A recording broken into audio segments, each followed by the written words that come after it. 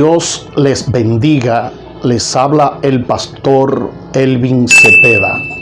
Después de habernos introducido con los credos o confesiones o declaraciones de fe y de haber tocado algunos de los títulos que en la Biblia se les atribuyen a Jesús, hoy entramos en materia de lo que es las enseñanzas bíblicas por las cuales nos regimos como Iglesia del Señor. Estas enseñanzas las podemos reunir en dos clasificaciones, a saber que son, primero, enseñanzas doctrinales y segundo, enseñanzas prácticas. Antes del primer punto doctrinal de hoy, es muy bueno decirles que como Iglesia de Jesucristo creemos y sostenemos la Biblia completa, correctamente trazada, y que el Nuevo Testamento es nuestra única regla de gobierno y disciplina. Todo lo que se debe enseñar y aprender debe estar en la Biblia, correctamente trazado e interpretado. A nadie que venga con otro evangelio se le debe recibir ni celebrar como bueno y válido. Debe ser rechazado totalmente y ser llamado anatema. Dice la palabra de Dios: estoy maravillado de que tan pronto os hayáis alejado del que os llamó por la sangre de Cristo, para seguir un evangelio diferente. No porque haya otro, sino que hay algunos que os perturban y quieren pervertir el evangelio de Cristo. Mas si aún nosotros o un ángel del cielo os anunciare otro evangelio diferente del que os hemos anunciado, sea anatema. Como antes hemos dicho, también ahora lo repito: si alguno os predica diferente evangelio del que habéis recibido, sea anatema. Gálatas 1, 6 al 9. Recuerde que estamos en la sección Doctrina, mi pastor. Tome lápiz y papel porque comenzamos con el primer punto doctrinal. El primer punto doctrinal es arrepentimiento. Marcos capítulo 1, versos 15 al 16 dice: después que Juan fue encarcelado, Jesús vino a Galilea predicando el evangelio del reino de Dios, diciendo: el tiempo se ha cumplido y el reino de Dios se ha acercado. Arrepentíos y creed en el evangelio. La palabra tiempo en griego, kairos, esta palabra se refiere a un tiempo particularmente auspicioso. Podemos ver en Mateo 13:30, 16:3, también 21:34, como en Mateo 26:18, Lucas 19:44, Juan 7:6, Romanos 5:6, Efesios 1:10. En este caso se trata de la venida del Mesías y del establecimiento de su reino. El término parece haber sido usado frecuentemente con referencia particular a la venida del Mesías y el fin del mundo. Marcos 13:33, Lucas 21:8, Efesios 1:10 y Apocalipsis 1:3. El anuncio de Jesús: el tiempo se ha cumplido y el reino de Dios se ha acercado, era igual al mensaje de Juan en Mateo 3:2. El pueblo lo entendía como una declaración de que el reino mesiánico estaba por establecerse para el común de la gente, y sin duda también para Juan esto implicaba el establecimiento de un reino terrenal para los judíos y el triunfo subsiguiente sobre todos sus enemigos. A través de todo el ministerio de Jesús continuó esta mala interpretación y tan solo fue corregida en la mente de sus discípulos después de la resurrección. Lucas 24, 13 al 32, Hechos 1, 6 al 7. Aunque por medio de sus parábolas repetidas veces Jesús había enseñado que el reino que había venido a establecer era fundamentalmente un reino espiritual. Mateo 4, 17, 5:3 y Marcos 13:1 al 52. El anuncio de Jesús, el tiempo se ha cumplido, se refería a la profecía de las 70 semanas de Daniel 9:24 al 27, cerca de cuyo fin el Mesías príncipe iba a confirmar el pacto con muchos y se le quitaría la vida. En los días de Cristo, por lo menos algunos creían que ese periodo de Daniel estaba terminándose. Cuando vino el cumplimiento del tiempo, Dios envió a su Hijo al mundo. Gálatas 4:4. Cuando Jesús comenzó su ministerio, el tiempo estaba maduro para el establecimiento de su reino. También nos dice Lucas capítulo 13, verso 3. Os digo antes, si no os arrepentís, todos pereceréis igualmente. El tiempo del verbo arrepentís en griego indica una acción continuada. Por lo tanto, Jesús aquí, como a ellos, nos insta a perseverar en el arrepentimiento. El castigo por el pecado se consumará en el gran juicio final si no nos arrepentimos. Notemos que Jesús no condena ni a Pilato ni a los galileos. Si alguno de los judíos estaba esperando que Jesús condenara la crueldad de Pilato, quedó decepcionado. El cristiano, si así lo desea, puede aprender de todas las vicisitudes a caminar más perfectamente y con corazón humilde delante de Dios.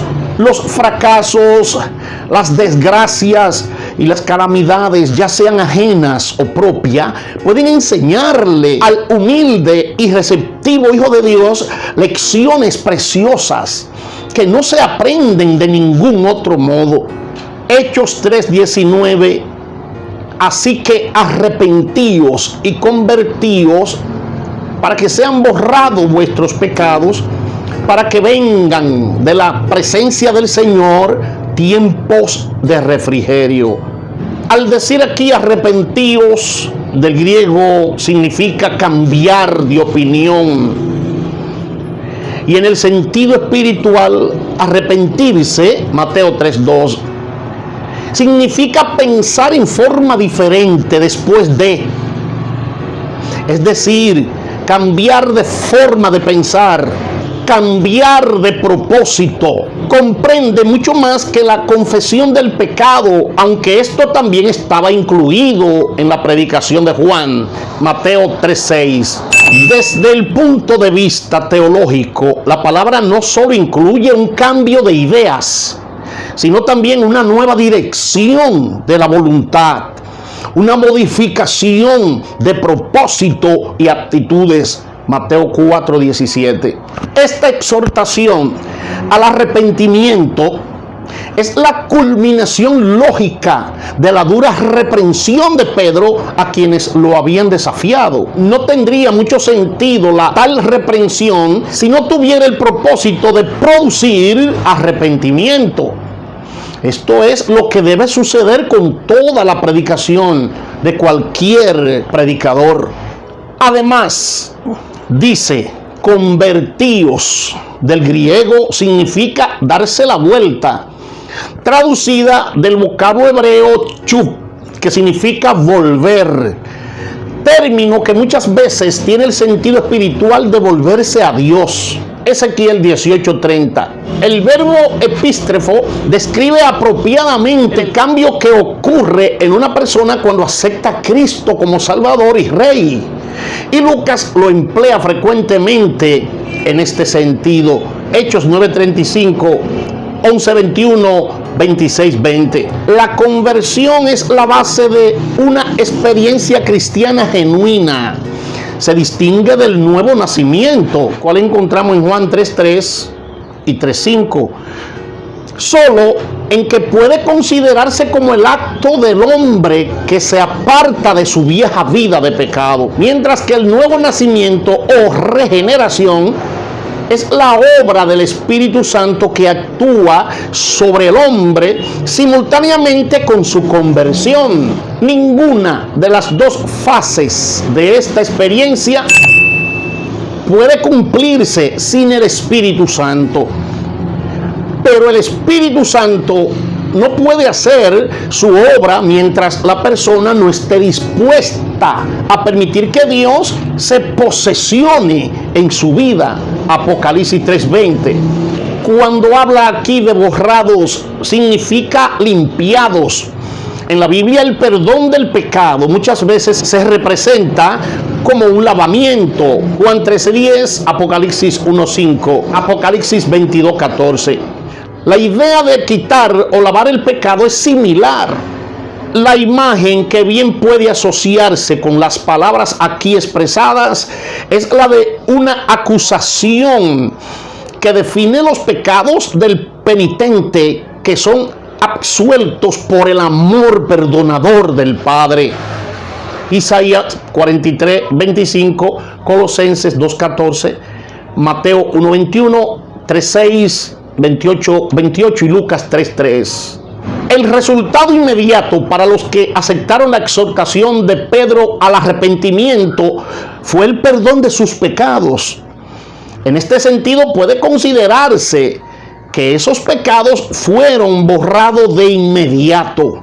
Sin embargo, la eliminación definitiva del pecado ocurrirá precisamente antes de la segunda venida de Cristo y en relación con el fin de la obra del Salvador. La culpa por pecados específicos queda cancelada cuando son confesados y perdonados, y serán borrados del registro el día del juicio. Ezequiel 3:20, 18:24 y 33:13. Al usar aquí el término ¿para qué?, o sea, para que sean borrados vuestros pecados, a fin de que esta frase expresa propósito.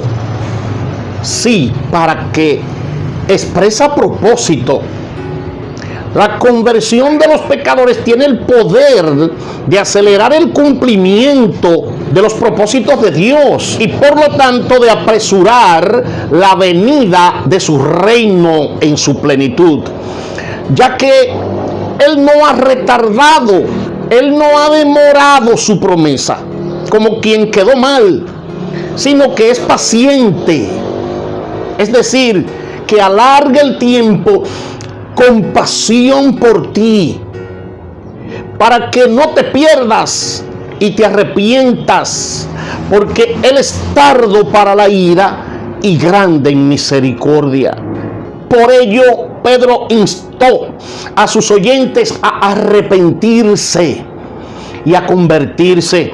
Y les dijo que estas actitudes serían seguidas por, primero, el perdón de sus pecados. Segundo, la venida de los tiempos de refrigerio. Y tercero, el glorioso advenimiento de Jesucristo, de la presencia del Señor, literalmente del rostro de Dios, desde el trono de Dios.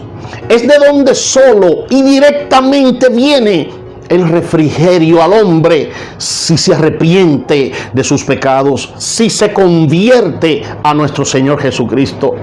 Arrepentirse es imperativo. No podemos entrar al cielo, no podemos ser perdonados, no podemos ser cristianos genuinos si no nos arrepentimos de nuestros pecados. Amadas y amados, hasta aquí el tema, el arrepentimiento. Hasta aquí la sección Doctríname, Pastor. Les habló el pastor Elvin Cepeda. Dios me les bendiga.